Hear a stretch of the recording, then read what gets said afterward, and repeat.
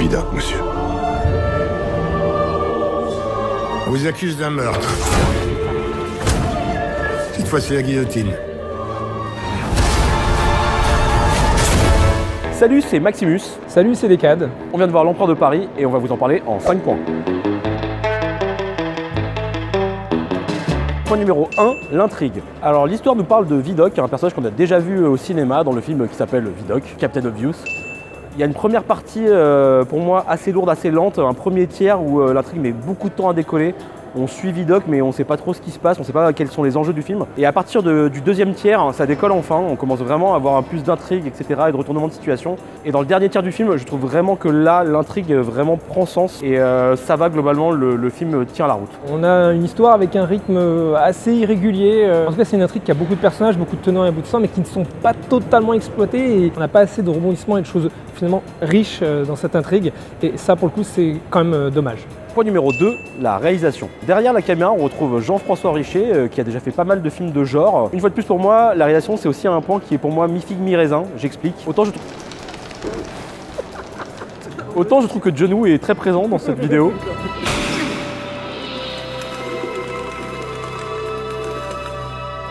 Autant je trouve qu'il y a des idées assez intelligentes à des moments clés du film, à certaines scènes d'action. Autant il y a un truc qui m'a vraiment dérangé, c'est vraiment d'une manière générale la réalisation un peu téléfilm. C'est des cadrages un peu serrés, pas beaucoup de plans larges et souvent des choix de réalisation qui ne soulignent pas tellement l'action. Donc assez brillant par moments mais quand même assez décevant dans le global. Pour moi ça reste une déception même si c'est pas acheté. Comme d'habitude avec Jean-François Richet, on a quand même une mise en scène très efficace, énergique.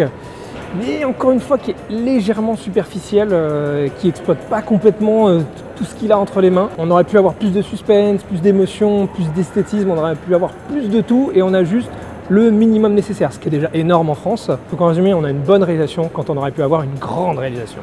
Point numéro 3, les personnages. Pour moi, les personnages sont vraiment une grande force du film. Il y a vraiment des caractères très définis, notamment les personnages qui accompagnent Vidocq dans son équipe. Même le grand méchant de Vidocq est assez incarné et riche dans son personnage. Mais pour moi, il y a un énorme gâchis par rapport à ça, c'est que tout est bon dans les idées, mais le réel en fait pas grand-chose. On a une palette de personnages assez riche, variés, en tout cas des personnages assez complémentaires. Et quand le film commence, on sent tout le potentiel qu'il pourrait y avoir entre les personnages, les alliances, les trahisons, etc. Mais encore une fois, il n'en fait pas complètement quelque chose, il en fait un peu le minimum nécessaire et encore une fois je ressens quand même un petit gâchis là-dedans. Point numéro 4, les acteurs. Alors là vraiment pour moi c'est une grande force du film, j'ai adoré le casting. Alors bien sûr on a Vincent Cassel qui est omniprésent et qui est plutôt bon quand même, mais moi c'est vraiment tous les seconds rôles, les Fabrice Lucchini, les Patrick Chenet que j'ai adoré, je trouve qu'ils étaient excellents vraiment et qui jouaient vraiment très très bien. Et donc bravo à ce casting parce que c'était pas forcément hyper simple leur job par rapport à ce que j'ai dit sur les personnages juste avant. Effectivement on a un casting assez ouf, on a Patrick Chenet qui est génial, on a Fabrice Lucchini qui est impérial.